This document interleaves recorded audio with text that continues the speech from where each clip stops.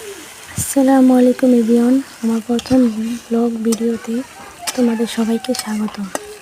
আজকে তোমাদের সাথে শেয়ার করছি আমার শাশুড়ির হাতের রান্না।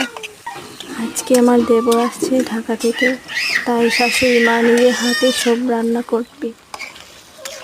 যেহেতু আমার প্রথম ব্লগ ভিডিও, আমার প্রথম ভয়েস দিচ্ছি, তাই আমি খুব বিব্রত বোধ করছি, তার জন্য সরি। আজকে রান্না হচ্ছে হাঁসের মাংস, ঘুঘু পাখির মাংস আর ভর্তা। তোমরা দেখতে থাকো আমাদের রান্না।